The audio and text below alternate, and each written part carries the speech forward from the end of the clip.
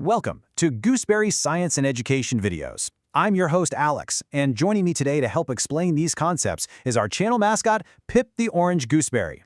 Today, we have a really fantastic explainer lined up for you. We're going to look at the very foundation of the ground beneath our feet, uncovering the invisible and sometimes highly visible forces that are constantly reshaping our world. You know, if you really want to see just how dynamic our planet is, look no further than Fly Geyser in Nevada. What's absolutely fascinating here is that this was originally a human-made drill well, but it is completely transformed into a constantly spouting hot spring. All of those beautiful, terraced natural steps surrounding it are formed entirely from mineral deposits left behind by the spring. It's literally living, breathing proof that Earth's surface is always transforming right before our eyes. To understand how this happens on a much larger, global scale, here's our roadmap. 1. Breaking down the rock. 2. The pull of gravity. 3. Carved by ice. 4. The power of wind. And 5. Deep geologic time. All right, let's jump right into Section 1, Breaking Down the Rock. Let's start with the smallest, quietest changes that actually weaken and break apart solid rock.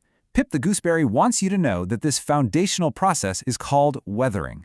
It's the surface process that works to break down rock into smaller and smaller pieces. These loose pieces are called sediment, which ranges in size from sand down to silt and clay. It might seem like a super slow, almost invisible process, but over millions of years, weathering has the power to wear towering mountains completely down to gentle rolling hills. So how does this actually happen? Well, we can think of weathering as having two main teams. On one side, we have mechanical weathering. This is purely physical, like ice wedging rocks apart as water freezes and expands inside cracks. On the other side, we have chemical weathering. This is when chemical reactions dissolve minerals or change them entirely. Think of oxidation, which literally rusts the iron right inside the rocks. And, as you might guess, both of these are heavily influenced by the local climate. That brings us to Section 2, the pull of gravity. Once all that solid rock is broken down into loose sediment, gravity steps in like a giant bulldozer. Pip wants to introduce our next crucial term here, which is erosion. While weathering breaks the rock down, erosion is the actual picking up and moving of those materials from one place to another. Without erosion, that loose sediment would just sit there forever. Gravity is what ensures it moves. And honestly, the reality of this mass movement can be sudden and incredibly dramatic. Gravity can cause jumbled sediment and violent landslides to completely destroy hillside homes in the blink of an eye. That jumbled sediment you find at the base of a landslide, that's all material that was once located much, much farther uphill. But gravity doesn't always act in a sudden rush. Pip notes here that even when gravity works very slowly, it's still a massive force. We see this through processes called slump, where a mass of material moves down a curved slope, or creep, which is this slow, gradual downhill shift. Because of these constant gravitational pulls, building a house on a steep slope is often an unwise battle against nature. Okay, moving on to Section 3, Carved by ice. Glaciers are immense bodies of compacted snow and ice. When you think of snow, you probably think it's light and fragile, right? Well, as these massive glaciers pass over the land, they act as tremendous agents of erosion. They literally push aside entire forests, drag boulders along, and carve deep into the surface of the Earth. So how do they pick up these massive rocks? Thanks to Pip, we see this is driven by a pretty fascinating process called plucking. As water freezes and thaws at the base of the glacier, it actually breaks off pieces of surrounding rock.